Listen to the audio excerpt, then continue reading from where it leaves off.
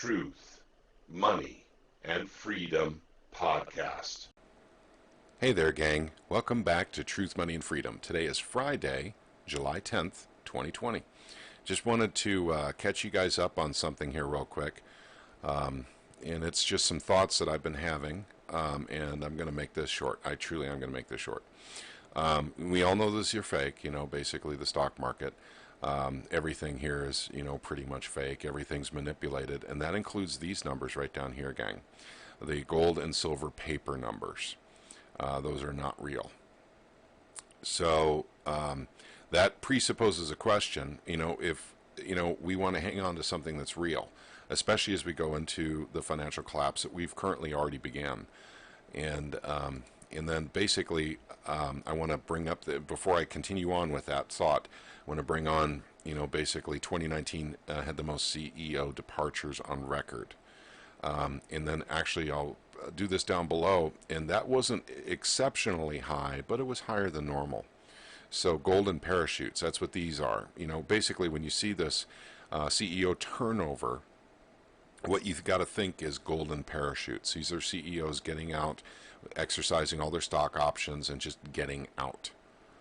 Getting out of, and it's not so much that they don't want their jobs anymore. They want to exercise their stock options, and that's where they really bank, is when they retire or leave the company and go on to another company, and they can exercise those stock options. Okay, here's the main thing I wanted to talk about, and it ties into the fakery that's going on. Bullion bank nightmare as LBMA Comex spread blows up again. This isn't so much about deliveries, but the spread between the LBMA and the Comex. And I'm not going to get in so much into the spread as I am going to be talking about deliveries at the Comex, which is something that hasn't happened for a while.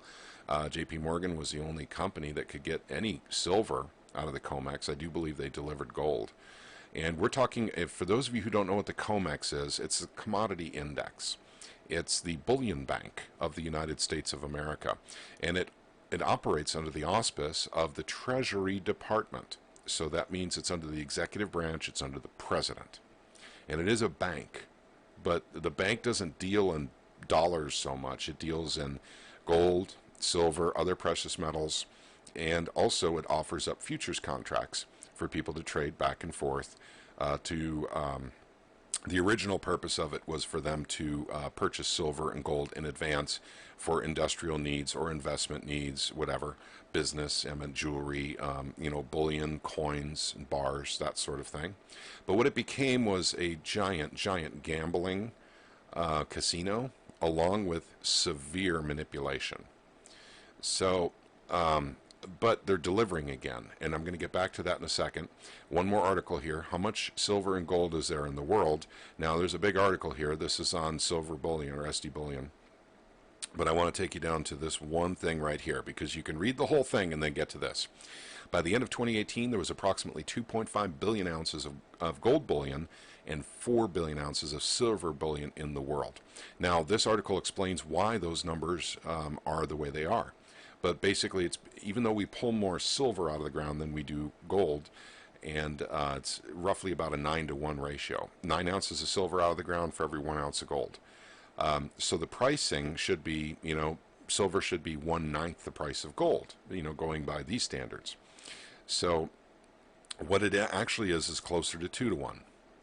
So because what is available as investment bullion products, because silver is used up in industry, it is the second most useful commodity on the planet, right after oil.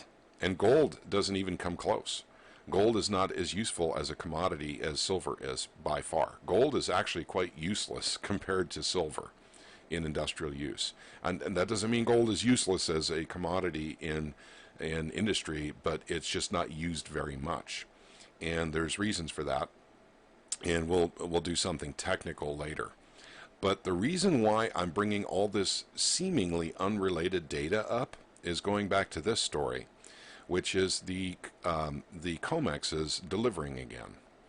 And I wanted you guys to understand something here. When the Comex is delivering again, and JP Morgan used to be the only client, and they also control the Comex too, but they were the only ones that could pull out silver from the Comex was JP Morgan.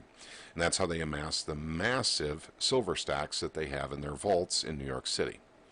Speculation has ranged from it's actually Chinese silver and they're a Chinese agent or they're holding for the Chinese to that's JP Morgan's stash from manipulating silver, the prices down in the paper market. They were with their proceeds, they were buying physical silver, and it's all over the place. Now, none of that really matters. I just wanted to give you some context for what I'm about to say.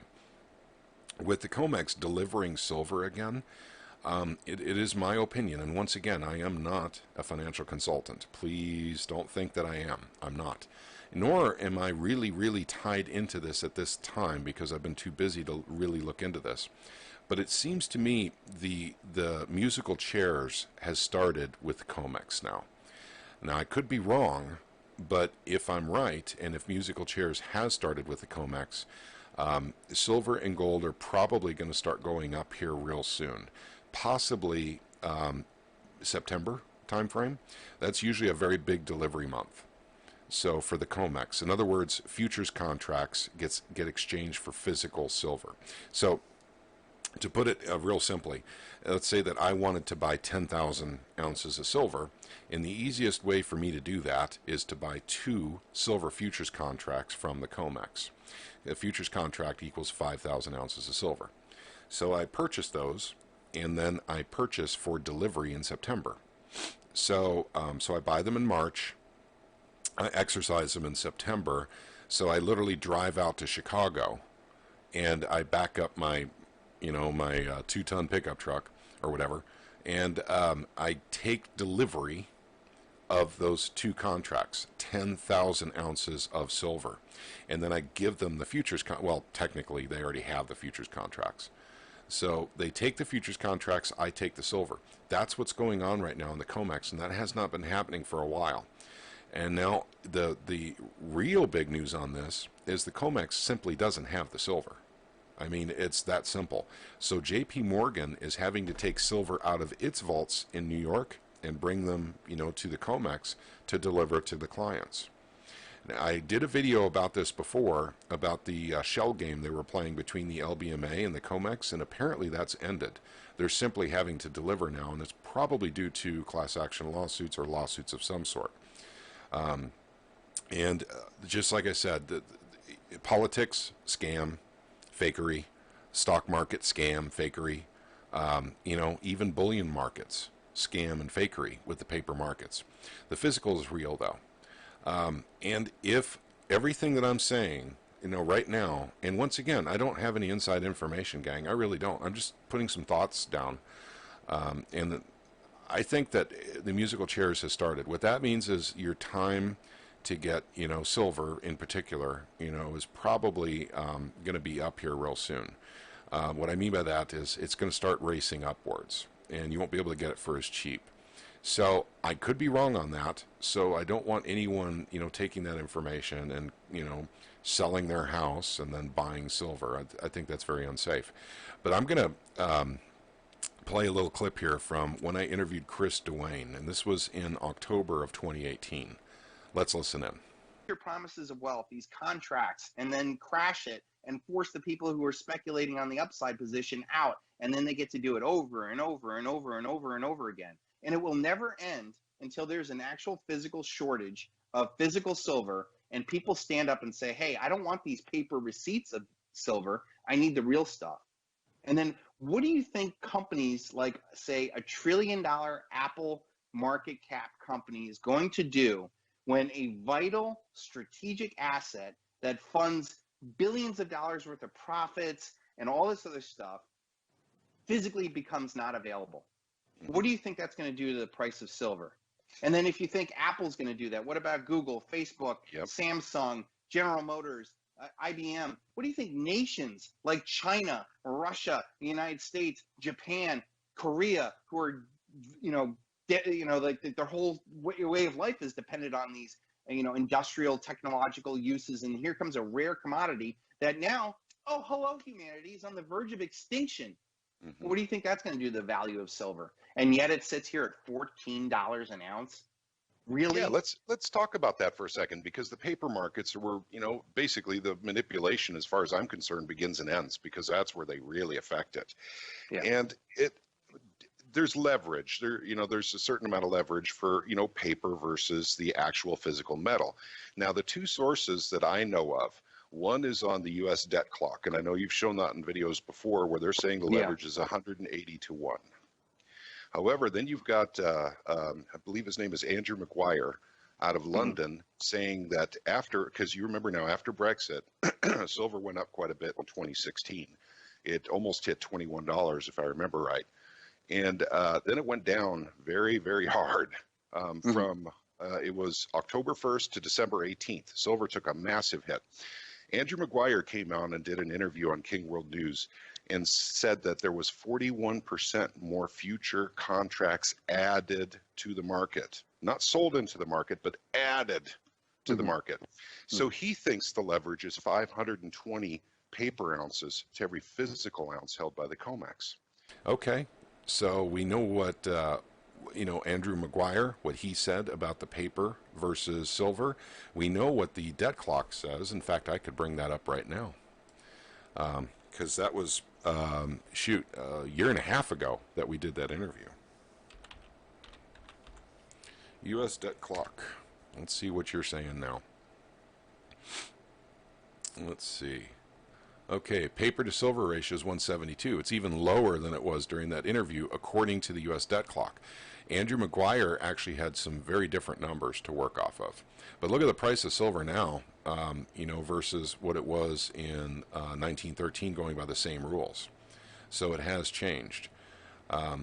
So what am I getting at? Well, there's two things I'm getting at right now. One of them is the game of, pardon me, the game of musical chairs, I think, has already started.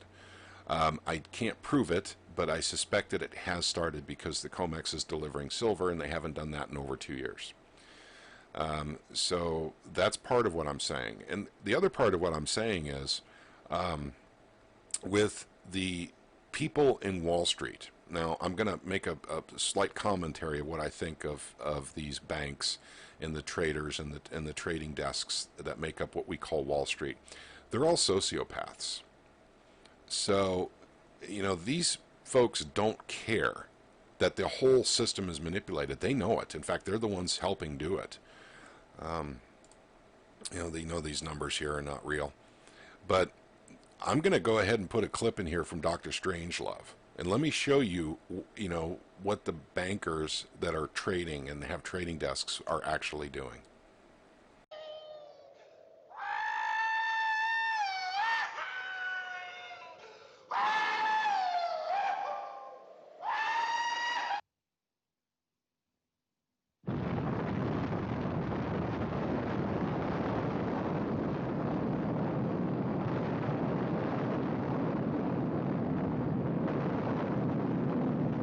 Yeah, that's kind of my opinion.